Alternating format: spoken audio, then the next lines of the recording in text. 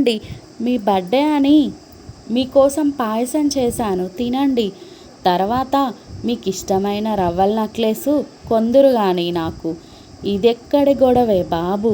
నీ పుట్టినరోజుకి నేనే కొనాలి, నా పుట్టినరోజుకి నేనే కొనాలా? హా, మీ పుట్టినరోజుకి నేనే వంట చేసి నా పుట్టినరోజుకి నేనే వంట చేయట్లే? నిజం చెప్పు కాంతం, పోలీసులతో కొట్టించడానికే కదా నన్ను గోంగూర కోసం రోడ్డు మీదకి పంపించావు? నాకు తెలుసు. మా ఇద్దరికి గొడవైనప్పుడు నేనెందుకో త్వరగా అలసిపోతున్నా డాక్టర్. మంచి మందులుంటే రాసివ్వరా?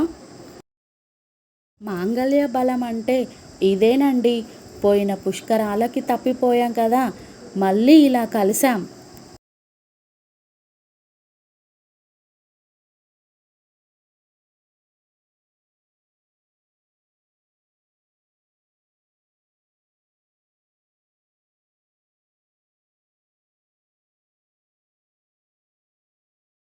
వల్లకాటికి దారేది సీరియల్ లాస్ట్ ఎపిసోడ్ చూసేదాకా నేను రానుగాక రాను.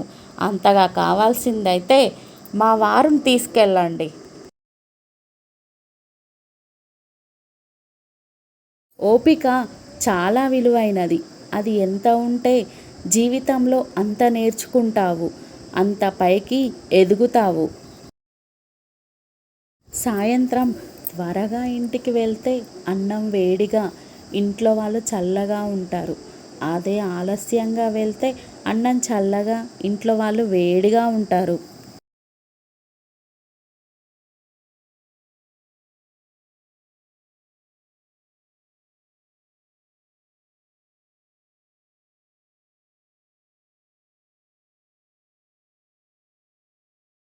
మీ అన్నయ్య విజయవాడ రైల్లో వెళ్తానని రిజర్వేషన్ చేసుకుంటే అప్పర్ బెర్త్ దొరికిందంట.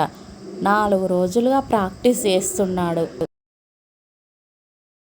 ఈ వంకాయ కూర, సాంబారు, కొబ్బరి చట్నీ ఎంత రుచిగా ఉన్నాయో చూడు.